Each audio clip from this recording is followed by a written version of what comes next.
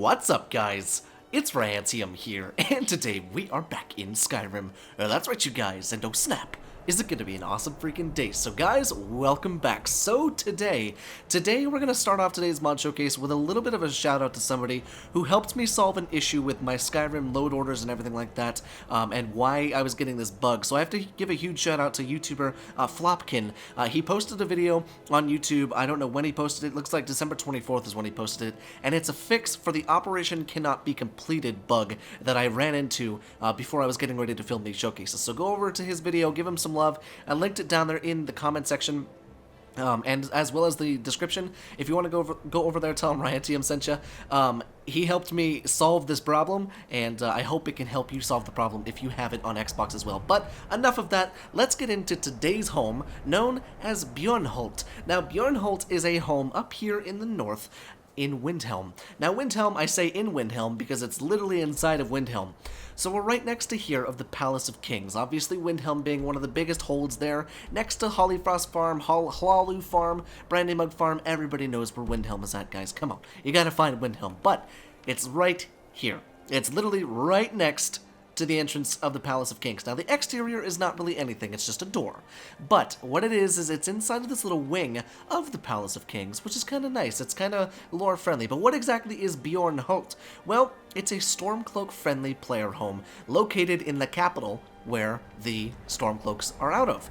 Now, you don't need anything to get inside of this house. It's free to anybody, and I gotta say, it's a nice little cozy area compared to the gigantic mansion you get for becoming Thane of Windhelm. So here we are inside of BJORNHOLT, and you're immediately greeted by a wonderful pass-through of the Stormcloak flag. I think that might get a little annoying in real life if you had to walk underneath of something to walk anywhere, but you know, I guess to each their own. But as we're here at the entrance, we have a nice little Talos statue, or I should say a Talos shrine. That way you can go ahead and get your worshiping done.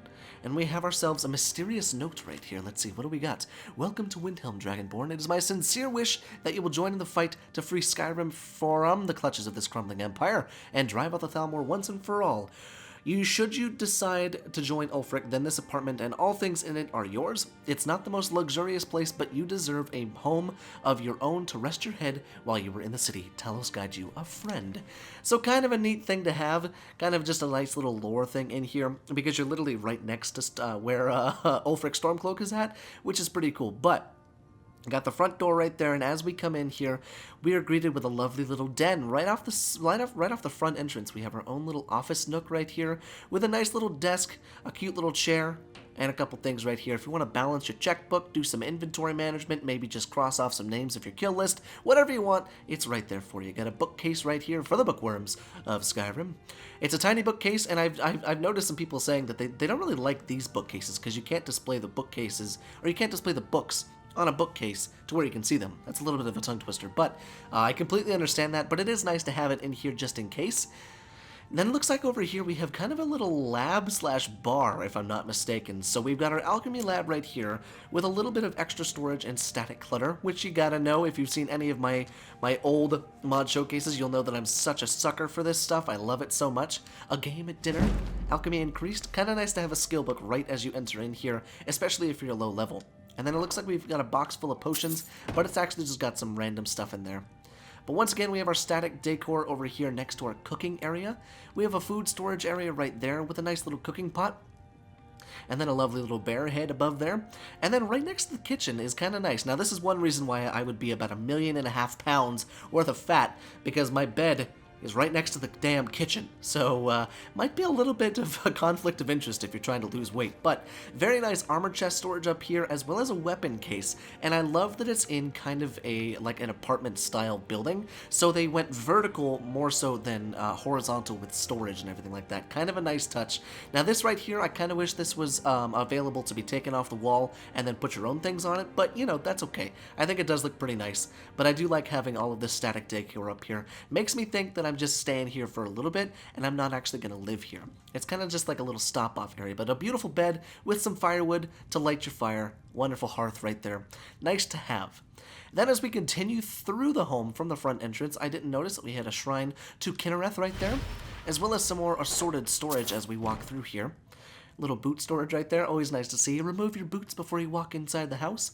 Nice little plants here in the corner, but we can move down to the basement where we have a few other things at our disposal. It looks as if we have a large crafting area down here with some beautiful architecture, and just the way it flows through here is very, very nice. Now, I haven't seen an enchanting table yet, but I imagine it's probably somewhere in here. Either that or I just frickin' missed it.